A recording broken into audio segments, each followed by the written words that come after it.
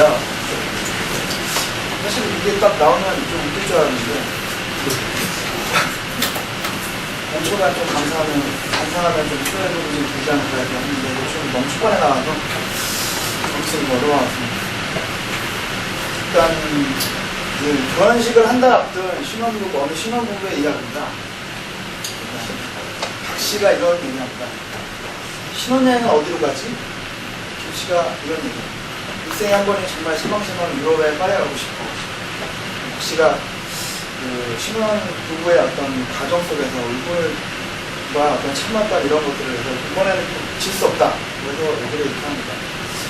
거기 뭐 텔레비전에 많이 나오고 그때 거기 가가지고 뭐 파라솔 앉아가지고 선글라스 갈고 앉아가지고 써는 거 뭐 근데 왜 하나 이렇게 얘기합니다. 김 씨가 낭만이었냐? 아름다운 야경과 샹리즈란 명품 언니 오빠들 일생에 한 번 이렇게 가자. 김 씨가 휴양지 있잖니 그런 거 그런 준비하면서 스트레스 받고 뭐 빨리 먹고 유치와 이렇게 좀 자유로운 이런 어떤 트로픽 바다 이렇게 좀 하는 그런 데 가면 안 되겠냐? 김 씨가 우리 나중에 가도 되잖아. 나 이런 식으로 수차례 반복되는 그 끝에 결국 결혼을 해야 하기에 파리로 출발합니다. 비행기 타는 내내 이제 박 씨는 투덜거리면서 뭐 이렇게 비행기 색깔이 마음에 안 드냐, 뭐 시체가 이렇게 흔들리냐, 뭐 휴양지간 벌써 뭐 이렇게 평화롭고 자유롭게 있지 않겠냐, 이걸 이러면서 도착을 합니다. 근데 박 씨가 이제 도착하는 순간 날씨는 좋네. 이렇게 얘기를 합니다. 오늘의 제가 얘기하고 싶어 하는 어떤 주제가 뽕네프의 연인과 피카소, 레리보 달리기 10대의 소기망스가 생각나는 파리입니다.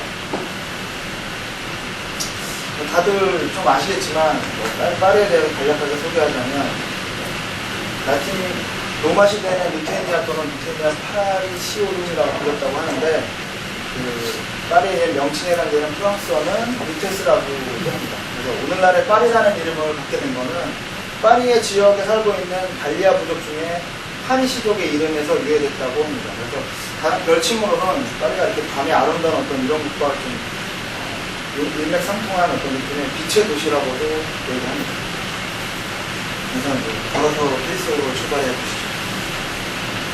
제일 처음으로 파리가 생각나는 거는 이제 에펠탑이라고 생각합니다.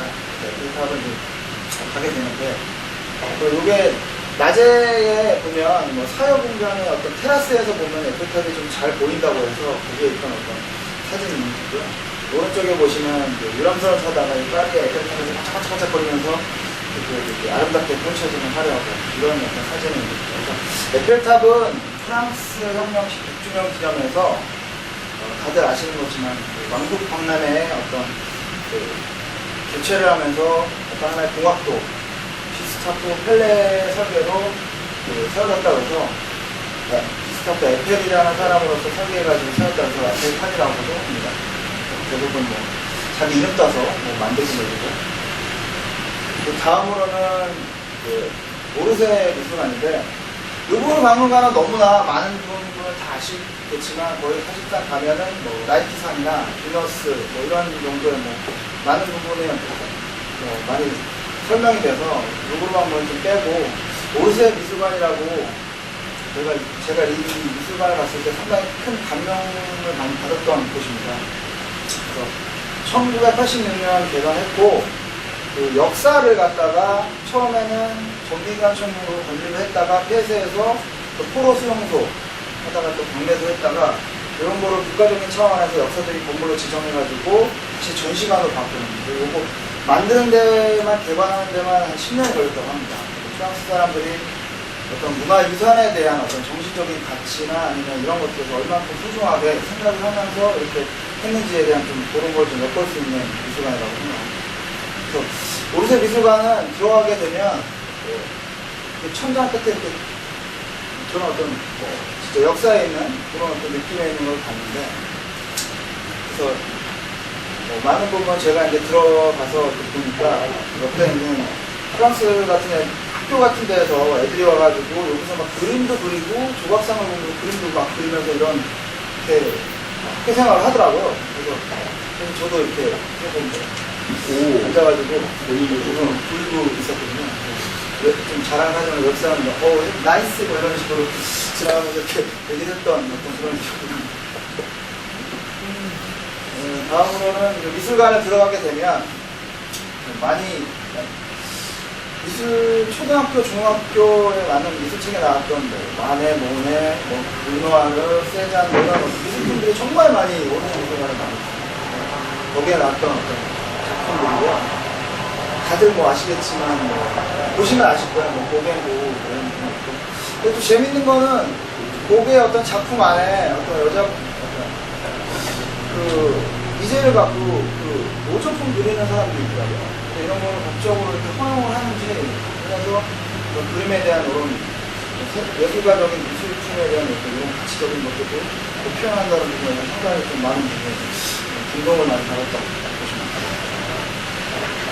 그래서 이제 미술관을 지나서 파리의 전경을 보자면 참 볼 때마다 느끼는 건데, 처음에는 아름다운 어떤 중세적인 어떤 건축물이나 이런 것들, 뭐 예술가적인 어떤 느낌으로 거리도 그렇고 사람들도 그렇고 그런 식으로 거리를 보면 굉장히 아름다웠던 그런 느낌이 나요. 그리고 그 다음에 이제 개선문과 샹젤리제 거리를 말씀드리고 싶은데요. 개선문은 아시다시피 많이들 나와서 왔지만 제가 느꼈을 때 그 샹젤리제 거리가 상당히 너무 이뻤던 기억이 납니다. 그래서 그 앞에 어떤 카페들의 이런 어떤 야외에서 이렇게 식사를 하고 서로 간에 대화를 하면서 여유로운 어떤 시간들. 파리 같은 경우는, 프랑스 같은 경우는 점심시간에 2시간 정도 있다고 합니다. 그래서 밥 먹고 또 수다 떨면서 또 얘기하고 뭐 이렇게 소통하고 이런 부분이 너무 좀 여유롭거나 되게 낭만적인 어떤 부분을 좀 많이 느꼈고요. 그 옆에 보면 이제 명품관에서 또 자라도 있고 루이비통도 있고 뭐 세포라라고 화장품에 대한 큰 종합상가 같은 식으로 되어 있고, 여기 가면 이제 게이 오빠들 이쪽은 있어가지고 이렇게 같이 화장품도 팔고 막 이러더라고요. 그런 식의 어떤 상대적인 거리들.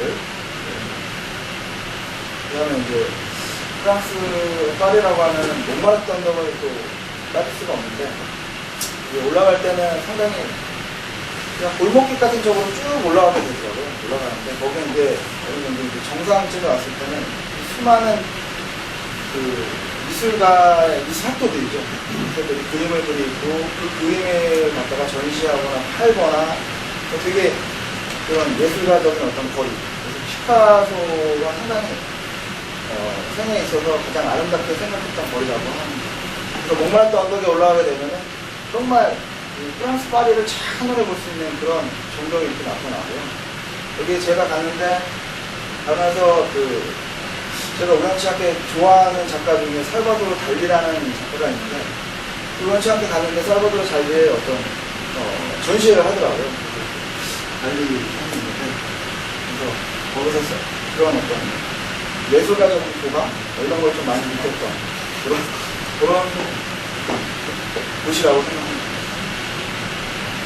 일단 다음은 제가 아무래도 미술 쪽이나 아니면 그런 쪽에 관심이 많아서일 수도 있겠지만, 제가 이렇게 루브르나 아니면은 오르세나 이런 쪽에 어떤 고전과 중세시대의 미술품이 나왔다 그러면 정말 현대적이고 근대적인, 그리고 상당히 자유로운 어떤 그런 작품들이 많이 보여지는 데가 사실 뽕티튜 센터라는 데인데, 여기는 정면을 보시면 저런 비합적인 건물로 되어 있습니다. 들어가게 되면 그 앞에 광장에는 이제 뭐 프랑스 어미 오빠들이 이렇게 앉아가지고 뭐 예비도 하고 밥도 먹고 햄버거도 먹고 뭐 이런 식으로 되는데, 이렇게 들어가게 되면은 현대적으로 미술가 작품이 1,400점 있는데, 여기 이제 마티스, 칸딘스키 들어가게 되면 앤디올의 큰 작품이 하나 걸려있습니다. 앤디올 작품, 현대적인 어떤 작가들.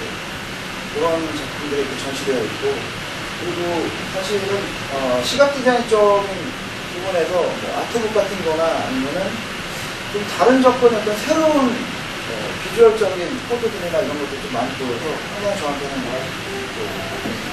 제가 일하는 데 있어서 상당히 많은 부분은 밀접하게 관계가 좀 있지 않았나 하는 생각이 좀 들었고, 거기에 뽕티센터 제일 위층에 보면 제가 간 중에 하늘이 너무 맑은데 그 카페가 하나 있는데 카페에 보면 전경이 딱 보이고 어떤 조형적인 구조물 한과 그다음에 어떤 그 자연 아니 하늘과의 어떤 공간의 어떤 관계들 이런 것들이 정말 아름답게 펼쳐졌던 그런 카페가 정말 인상적이 남았다는 것이죠.